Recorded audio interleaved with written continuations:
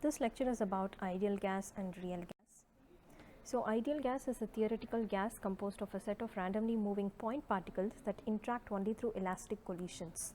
So in an ideal gas, we don't consider any intermolecular forces that are present between the molecules. And this concept is useful because it obeys ideal gas law, which is a very simplified equation of state, and we can use this for all our calculations. So the general formula which we use, which is PV is equal to nRT, is the ideal gas equation.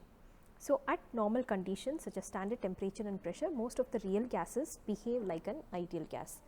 But the deviation from ideal gas will decrease, which means the gas will tend to be more ideal when the real gas is at a higher temperature and lower density, because at higher temperatures and lower density, the intermolecular forces will become less significant when compared to the particles' kinetic energy, and also the size of the molecules will become less significant compared to the empty space between them.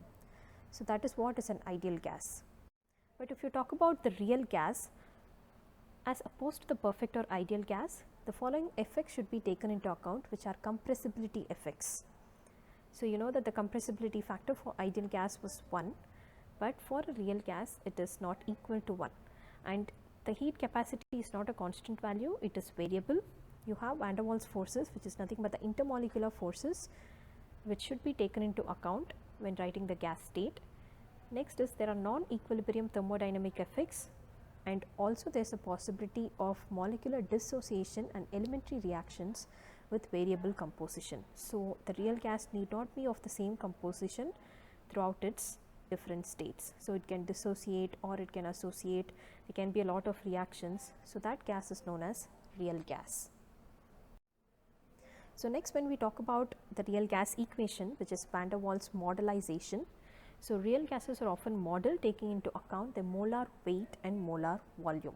So the equation PV is equal to nRT now changes into RT is equal to P plus A by Vm square multiplied by Vm minus B, where P is the pressure, T is the temperature, R is the ideal gas constant, Vm is the molar volume. A and B are parameters which are determined for each and every gas using the critical temperature and critical pressure values. The relations for A and B are A is equal to 27 R square Tc square by 64 Pc, and B is equal to R Tc by 8 Pc. So these two you substitute in the van der Waals modelization equation. That is what represents the equation for the real gas.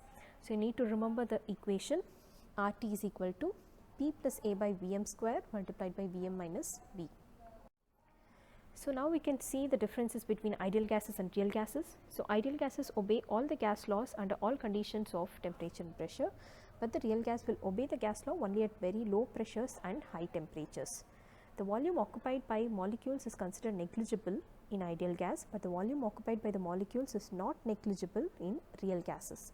The force of attraction is negligible in ideal gas. Force of attraction, which is nothing but the intermolecular forces, is not negligible in real gas. So the equation which the ideal gas obeys is PV is equal to nRT, and the real gas follows the van der Waals equation, which is P plus A n square by V square multiplied by V minus NB is equal to nRT. So these two equations you need to remember. So as you can see in the figure on the right, in ideal gas you can see that there are no intermolecular forces which are considered, and the direction of travel is towards the bottom side, but in the real gas you can see that there are attractive forces in between the molecules. So this is what is the difference between ideal gas and real gas. There are no intermolecular forces, but here you can see that there are intermolecular forces. Thank you.